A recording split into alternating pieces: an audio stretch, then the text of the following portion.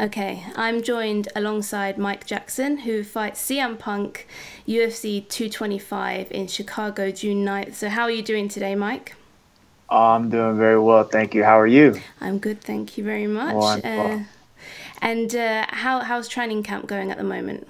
Training is going well. For me, I never really stopped training. I've consistently trained. Just like for me, I just enjoy the sport. But training has sort of picked up as far as getting ready for a fight. The training does change a little bit. And yeah, that training is going well. Getting the groundwork in. Obviously, we know where Phil is going to want to take this fight. He's not going to be. I shouldn't even say he's not going to want to stand. He's not going to be able to stand with me. And it's not. A lot of people feel that I'm being cocky or arrogant when I say these things, but like I'm a realist, and realistically, when it comes to just striking in general, he hasn't been training it that long. And for me, striking is a passion of mine. It's something I prefer, so I feel as far as levels to the game, I'm at a far superior level in the striking aspect of this. And he can't, what can he do or what can he show me that that I haven't seen? And it's not possible. So, you made your pro MMA debut at UFC 203 against Mickey Gall, but Mm-hmm. you did come from that combat sport background. So, talk a little bit about your background. Yeah, and that's the crazy thing is like a lot of people when we talk about this fight, as far as casual fans go, the only fight that they know me from is the Mickey Gall fight. But I have several other professional fights in boxing, kickboxing, Muay Thai. In boxing and kickboxing, I'm undefeated. All my wins come via knockout. So that's what I'm saying. There's levels to this. But as far as like me and my career, I started boxing when I was a kid. I never competed or anything like that. I was just a fan of the sport, and I was always wanting to learn what was going on in as far as boxing goes.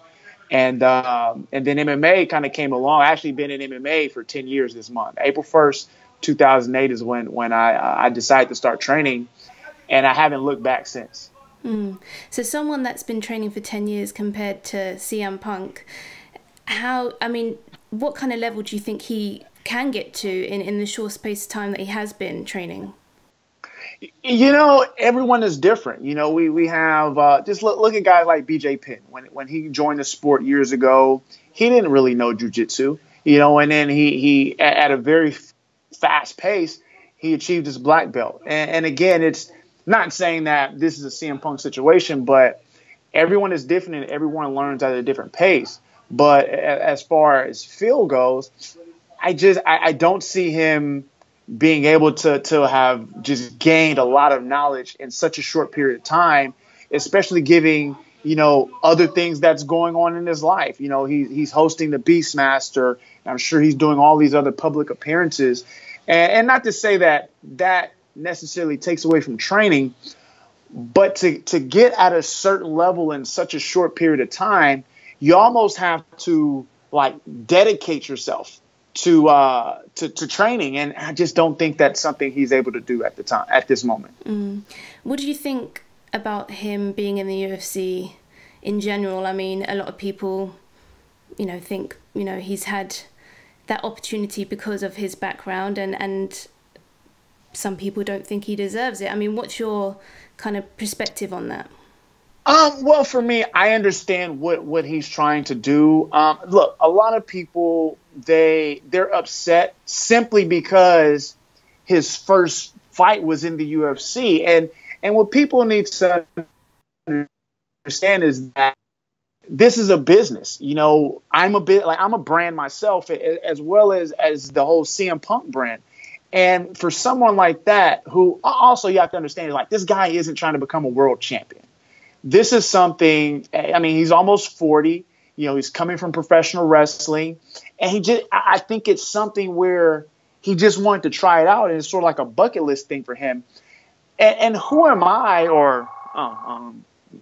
click that, but who am I to try to down talk this man's dream, of someone who wants to compete at a very, or just can not even say high level, but just want to compete in the sport, who am I to tell him that he's not capable of doing that or he shouldn't do that? People have to understand is that the fan base that he's going to bring on the UFC. Look, that you can't buy that. Well, I guess technically they are buying the publicity, but that's something that is hard to do. And so when you have someone like a character like Phil Brooks who comes over, you have to capitalize off of that. So I'm not upset about it. Again, my only issue with Phil is when he called me a can. And it goes back to, look, I've been in this sport for 10 years. You've been in here for a very short time. And at that moment when he said it, he had never had a professional fight. He hadn't had any fights, let alone a professional fight. He hadn't had any fights. And I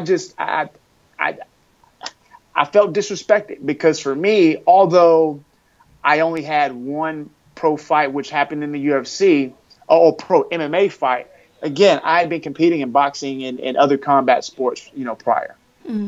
What did you think about his performance against Mickey Gall? To be honest with you, it went exactly how I expected it to go. And I said this, even prior to my fight with Mickey, I was like, look, Phil's best case scenario is out of the two of us, his best case scenario was to fight Mickey Gall, just being of Mickey's style.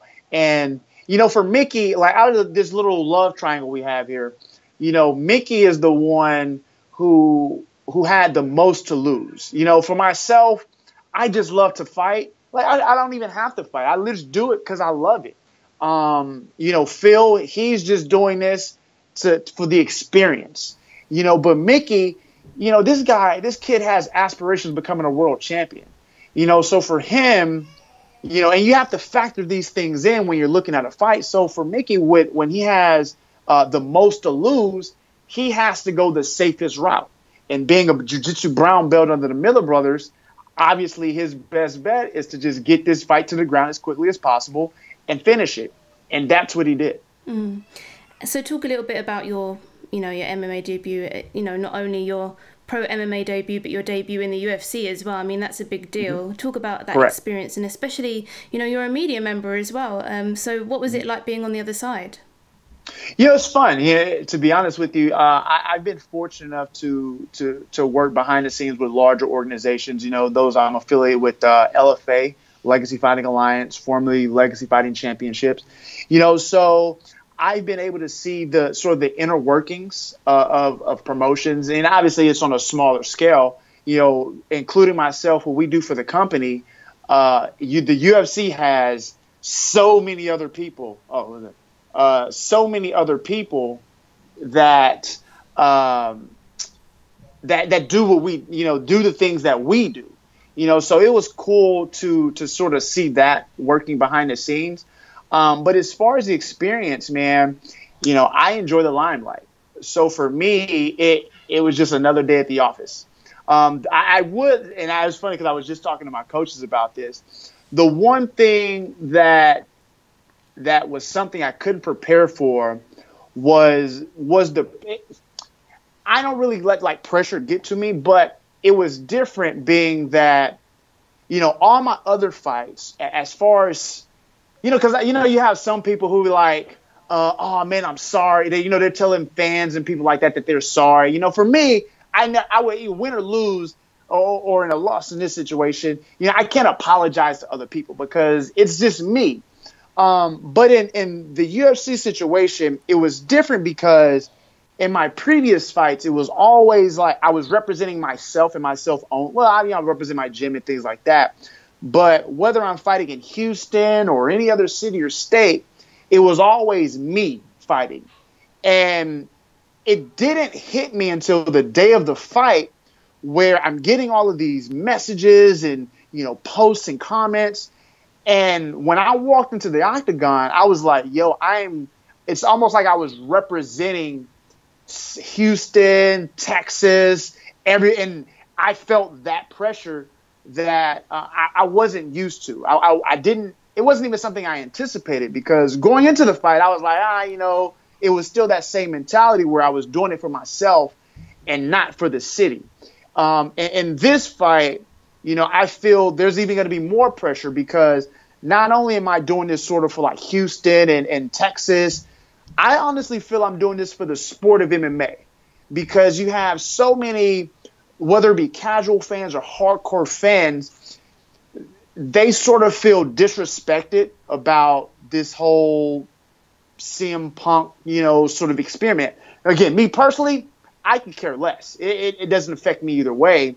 But I understand how some hardcore MMA fans will feel a little upset about this guy who comes from professional wrestling and he makes his debut in the UFC. Again, I don't care. I don't lose any sleep. But again, I understand where those emotional fans are coming from. That's something I was going to ask because he's going to be fighting in Chicago, so a lot of eyes are going to be on him. Obviously, it's a pay-per-view as well. Do you feel... I know there's going to be a lot of pressure on him because people are going to be, expecting him to lose, I suppose, and they're going to be looking at you as the man to hand him that loss. So, I mean, whose pressure do you think is greatest? I mean, him to win or for you to win? Can you? All the pressure's on me. Right. So here's the thing. It's like he's already established. Like his brand is already established. This is sort of I don't want to say necessarily a win-win for him, but it's like if he wins, then obviously it does a lot for his brand. But if he loses, it doesn't necessarily hurt anything for him. For me, on the other hand, a win would obviously do great things for myself as a fighter. And then it will do things for the Mike the Truth Entertainment brand. It would do so much. But then on the flip side, a loss here, it's like I'm the guy who lost to CM Punk. And so to be honest with you, the pressure completely is on me, I feel, in this fight. And what do you see in your future? Are you hoping to continue competing in the UFC? I don't know what the future holds. At one point, I was kind of going back and forth with Conor McGregor's homie, Little Artem, and he had verbally, accept like, cause I called him out on Twitter. I was like, because people were asking me like, who after the golf fight, someone I would like to fight, and even before I was like, man, if I was ever in the UFC, Artem is who I want to fight, And again, no disrespect for him, but it's all about styles and fight matchups, and I feel at the UFC level, he would be the best opponent for me. But again, with the whole Conor situation and throwing dollies with his homie, who knows if he's even employed still. But there's that fight. And then there was also, I was scheduled to fight Chris Cyborg's brother for LFA. And he backed out the first time because his sister couldn't come to the fight. And then we were supposed to reschedule the fight. And I was told that he wanted more money. And I was just like, all we did was reschedule the fight. Like, I don't understand. But to be honest with you, I had a boxing match between those two fights. And I knocked the kid out really bad. And my only assumption is that he saw the video and he was like, I don't want that smoke. But those are two potential matchups and again, the Artem, obviously he's in the UFC. And then Chris Cyborg's brother, well, is Chris Cyborg's brother. She's arguably the baddest female fighter ever. And I feel that she would have some pull to get that fight to happen in the UFC. But if those things don't come to fruition, I want to sit and talk to Uncle Dana and cousins Mick and Sean and see if we can get this Zuffa boxing popping. Okay. And I would love to, take part in that. And of course, CM Punk had been on your radar for quite some time. Did you, especially having that loss to Mickey Gall, did you expect to be back? No, I really, for me, even like after the loss, like I just, it was under the assumption like that was what it was. And I didn't sort of get the kind of like the wanting or needing to fight again until they announced that he was coming back, that they were going to give him a second shot. And then, for me, I was like, yo, they're going to give him a second shot. The dude called me a can. I need to be that guy.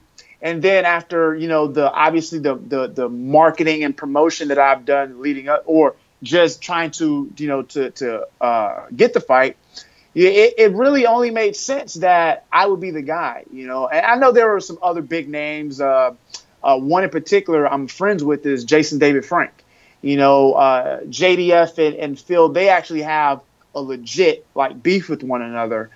So ideally, that would have been a great fight to make. But I was telling people from day one, I was like, that fight would never happen simply because Jason David Frank can't make 170 pounds. You know, he's a large guy. I want to say right now he's probably over 200 pounds. And to be honest with you, Phil is not even really a 170. I'm not a 170er. I'm a 155er, but I just like to eat, you know. And for Phil, I don't.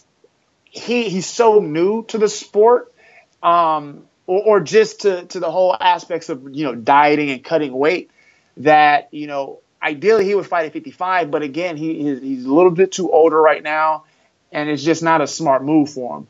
So when you look at just potential matchups and storylines in the UFC, I'm literally the only person in the world fit out to be Phil Brooks' second opponent. And you did a great wrestling promo. You like that? Yeah, Thank I saw that. Are you a fan of wrestling? Did you watch it? Well, growing up, that was one of the things that I was that I enjoyed was boxing and pro wrestling. Once I kind of got away from pro wrestling, I want to say I don't even know if Phil was in the WWF yet. I do remember him back in the ECW days, but that was kind of the time when I kind of drifted away from it, and it was just like, you know, life happens, you get older, and, you know, other responsibilities come up, so. I kind of gravitated away from it, but I was still you know, my favorite wrestler of all time is The Rock. Okay. And so I would, if I knew he was coming up, or Stone Cold, or really any of the older guys that I grew up watching, once I knew, like, if I knew they were going to be on Raw, SmackDown, I would tune in. But as far as recently goes, I started watching fairly, like I watched WrestleMania, I did the Royal Rumble, and mainly because of Ronda Rousey, her transitioning back, and I want to see what she's going to do. But then I would say my favorite wrestler at the moment is Asuka. You know, I love watching her compete. You know, I love what she can do as far as her in-ring capabilities. So, yeah, that's my new favorite wrestler right now is Asuka. Okay. And what do you think of Ronda Rousey then in the UFC? How do you think what I think of Ronda in the UFC or WWE? WWE. How do you think she's doing? I was a little skeptical with her first appearance, being that she doesn't have the mic skills, you know, and I feel that they would have to bring in like a Paul Heyman, like basically what they're doing for Brock Lesnar. They would have to do something very similar, that kind of storyline, or give her a manager or a mouthpiece, and it doesn't have to be it could be anybody, just anyone with good mic skills. I thought Kurt Angle was horrible, like as far as being like that role. It worked for what they were doing, but as far as like a long time role for him, I don't think that was it. But as far as like her performance and things that she's done, I enjoyed it. I liked it. You know, I was a little upset that they kind of made the arm. They let Stephanie get out of the armbar. Oh yeah, lots of people were saying that. You know, because the thing is, the armbar is supposed to be, that's her thing. You know, and that's got to be the finisher. And we was like, Stephanie got out. She got the armbar. Like, nah, you can't do that. But overall, you know, I'm definitely looking forward to seeing, you know, how her career plays out. Okay, so then going back to June 9th, how do you see it unfolding? We didn't get to see much of him. Well, we didn't get to see any stand-up from CM Punk last time. So what are you going to be expecting from him? Well, here's the thing. I think a lot of people, to the naked eye, they didn't know what they were watching. And I went back and I watched the video, and what I had took from it was that Phil was actually throwing a jab at the time. Well, from what I could see, it was like he was trying to throw it. He was coming out. He scooted out. He wanted to throw the jab, but Mickey's shot was so quick, and he just didn't have the reaction time to stop it. So what you see is someone almost trying to they're throwing a jab, but then they're trying to pull it to stop the takedown. And it looked like, what was that? But that's what I took from it, is that he was coming out to throw the jab, and he didn't have the reaction time to stop the shot. Even with that, again, from the movement to the throwing the jab, again, striking, it is levels to this. And I just don't feel that he's going to be able to hold his own at all on the feet with me. His best bet would be obviously to get the fight to the ground, but that's going to be tough too. That's not going to be an easy task. In the Gall fight, and I know people look at that and like, you got punched. But look, not to make excuses, but I zigged when I should have zapped. Is really what it comes down to. And people can't look at the Gall fight and just assume that I'm just going to lay down for anyone. People make mistakes, and that's all it was. I zigged when I should have zagged, and I paid for it. But I've learned from that mistake, and we switched some things up.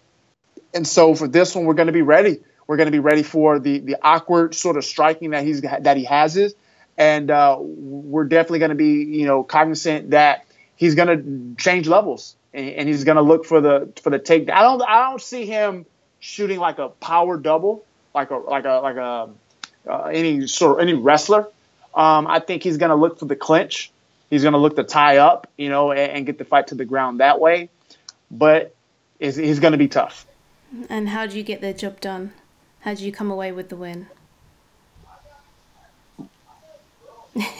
With the fit. I call this one, this is Dr. Heathcliff. And this is Mr. Huxtable. And one of them is going to put him to sleep. We don't know which one, but one of them is going to put him to sleep. All right. Well, thank you for giving me your time today. We look forward to seeing that fight, and good luck with training, and get some rest today. Take it easy. That's what we're about to do. I had a great training this morning, and we're about to go get some lunch and rest up. Good. But thank you for having me. I really appreciate it. Thank you so much for your time. Sorry about all the confusion there in the beginning as well, but we got there eventually. No worries at all. Thank you very much. Enjoy your day. Take care. Bye. Bye.